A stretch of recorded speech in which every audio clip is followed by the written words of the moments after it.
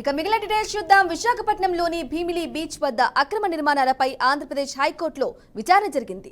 CRZ నిబంధనలకు విరుద్ధంగా గోడ నిర్మాణం చేపట్టడంపై ఉన్నత న్యాయస్థానం ఆగ్రహం వ్యక్తం చేసింది.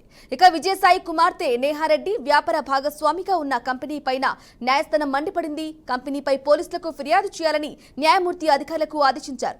అలా చేస్తేనే క్రిమినల్ చర్యలు తీసుకోవడానికి వీలుంటుందని పేర్కొన్నారు. భీమిలి వద్ద 4 రెస్ట్రో బార్ల అక్రమ నిర్వహణపై దాఖలైన పిల్ పైన విచారణ జరిగింది. రెస్ట్రో బార్లపై సర్వే చేసి నివేదిక ఇవ్వాలని కమిటీని ఆదేశించింది. తదుపరి విచారణను న్యాయస్థానం 3 వారాలకు వాయిదా వేసింది. ఇదే విషయానికి సంబంధించి పూర్తి సమాచారం మా ప్రతినిధి శ్రీనివాస్ అందిస్తారు. శ్రీనివాస్,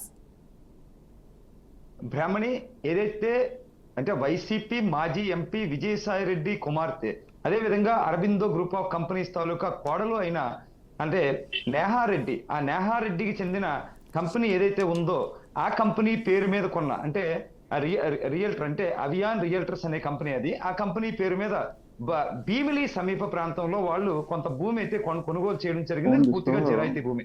ఆ జిరాయితీ భూమిలో పూర్తిగా కూడా కాంక్రీట్ జంగిల్ ఉంది. అక్కడ నిర్మాణాలు చేపట్టకూడదు, ఎన్విరాన్మెంట్ ప్రకారం కానీ సిఆర్జెడ్ నిబంధనల ప్రకారం కానీ తుంగలో దొక్కి నిర్మాణాలు చేస్తున్నారంటూ కూడా పిటిషనర్ దాఖలు చేసిన దానిపై వాదనలు కేఎస్ మూర్తి వినిపించారు. అదేవిధంగా ప్రభుత్వం తరఫున ప్రణతి అనే లాయర్ వినిపించారు. దీనిని పూర్తిగా కూడా ధీరజ్ సింగ్ ఠాగూర్ గాని చీమలపాటి రవి వీళ్ళిద్దరు ధర్మాసనం కూడా పూర్తిగా ఈ రోజు సుస్పష్టమైన ఆదేశాలు జారీ చేసిన పరిస్థితి ఉంది.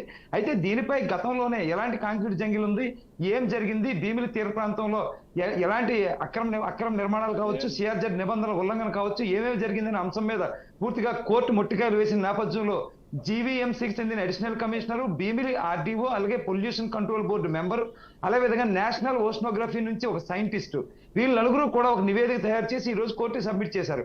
అయితే ఆ నివేదికలో కొన్ని అంశాలు దాచేశారు, బయటికి తేడతల్లం చేయలేదంటూ కూడా కోర్టు కమిటీపై ఆగ్రహం వ్యక్తం చేసింది. ఎందుకంటే ఎవరైతే న్యాయవాది ఉన్నారో పిటిషనర్ తరపు న్యాయవాది మూర్తి, కేఎస్ మూర్తి, ఆయన పూర్తిగా కూడా 6 అడుగుల లోపు అంటే ఇసుక మేట ఏదైతే ఉందో ఇసుక మేటలో లోపలికి 6 అడుగుల లోపల వరకు కూడా కాంక్రీట్ జంగిల్ వీళ్ళు తయారు చేశారని వీళ్ళు చెప్పడం, దాన్నే ఈ నివేదికలో పొందుపరచకపోవడంపై కోర్టు తీవ్ర ఆగ్రహం వ్యక్తం చేస్తూ ఈ నలుగురితో పాటు కేంద్ర పర్యావరణ, అటవీ, వాతావరణ మార్పుల శాఖకు సంబంధించిన ఒక వ్యక్తిని ఇంప్లీడ్ చేస్తూ మొత్తం 5గురితో కూడా మరలా కమిటీ వేసి పూర్తి స్థాయి నివేదిక ఇమ్మని చెప్పి కోరడం జరిగింది. నిజంగా నివేదికలో కానీ ఏమైనా వాస్తవాలు తేడతలం అయితే క్రిమినల్ ప్రొసీజర్ కోర్టు కూడా తీసుకుంటారు. అదేవిధంగా ఇంతకు ముందే ఆ నివేదిక రావడానికి ముందే వీళ్ళు కనుక ఫిర్యాదు చేస్తే నేహారెడ్డి మీద కేసు కూడా ఎఫ్ఐఆర్ నమోదు చేసే అవకాశం ఉంది.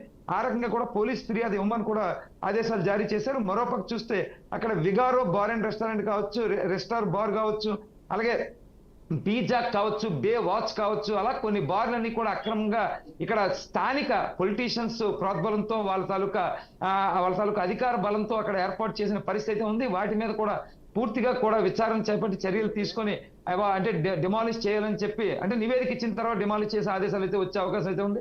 వాటి మీద కూడా నివేదిక ఇమ్మని చెప్పి ఈ రోజు కోర్టు కోరడం జరిగింది. దీని మీద ఎప్పటి నుంచో అంటే గడిచిన ఎంపీగా ఇక్కడ రాజ్యసభ ఎంపీగా ఉంటూ విశాఖపట్నంలో ఉత్తరాంధ్ర ఇన్ఛార్జిగా పనిచేస్తున్నప్పుడు విజయసాయి రెడ్డి వాళ్ళ కూతురు పేరు మీద ఉన్న కంపెనీ పేరు మీద అనేక ఆస్తులు కొన్నారు, బీచ్ రోడ్ లో కాంక్రీట్ జంగిల్ ఏర్పాటు చేశారని ఈ కేసు ఆ గతంలో చూసుకుంటే గత సంవత్సరం అక్టోబర్ కంటే ముందు నుంచి కూడా వాదనలు వినిపిస్తూ వాయిదాల పర్వం కొనసాగుతూనే ఉంది. దీని మీద పూర్తిగా కూడా కోర్టు అయితే ఈ రోజు అక్షంతలు వేసిన పరిస్థితి. అధికారులు కూడా ఎవరైతే 4 డిపార్ట్మెంట్ నుంచి వెళ్లారో వాళ్ళు నివేదిక దాయడానికి కూడా తప్పుపట్టిన పరిస్థితి.